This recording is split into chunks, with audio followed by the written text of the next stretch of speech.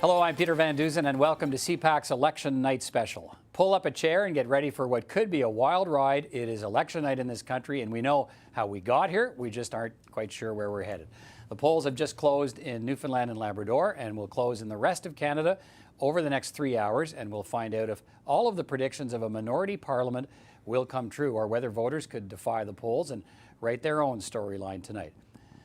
After a 40-day bitter campaign at times with leaders crisscrossing the country, candidates crisscrossing their ridings, meeting the voters, spelling out platforms and the promises, the polls, the debates, it all comes down to this pivotal day in the life of a democratic nation.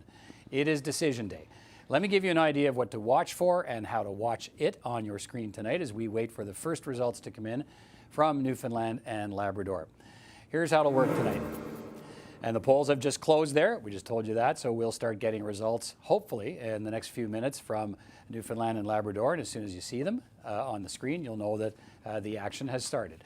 And you'll see that effect whenever the polls have closed in a different part of the country. As I say, they've just closed in those 7 ridings in Newfoundland and Labrador. So we should start to see the first results shortly.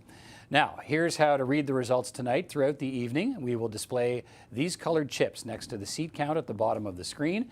It will show you the results by party as they come in. Those results represent the number of ridings where a party is leading or has elected a candidate. They're assigned by color, and it's pretty clever. So the Conservatives in dark blue, Liberals in red, NDP in orange, the Green Party in green, the Bloc Québécois in light blue, the People's Party in purple, and you will see a gray box if and when an independent candidate or one representing a minor party is leading or elected. Now, you can also follow the results yourself online at cpac.ca. You'll find our interactive map there that allows you to zero in on all 338 ridings for live results. And you can join the online conversation on Twitter at CPAC_TV, where we'll provide updates and key results all night long. I'll be looking at those results with our panel of party observers. Let me introduce them to you. Susan Smith is a Liberal commentator. Ashton Arsenault is a Conservative commentator. Robin McLaughlin is an NDP commentator. And Andrew West is a Green Party commentator. Welcome to you all. Thanks for being here tonight. Could be a really short evening, so you won't be here very long. Just don't make plans. I brought my sleeping bag. Don't make plans. So it's going to be a big night here, and we'll have lots to talk about as the story unfolds. We'll also make sense of those results with the CPAC reporters who've spent the past 40 days on the ground in key ridings across Canada. No one else does that except this channel. CPAC's Morgan Campbell has more on that and what to watch for tonight. Morgan? Thank you, Peter. Yes, our CPAC reporters have a really unique perspective of how this election campaign unfolded because they witnessed it firsthand.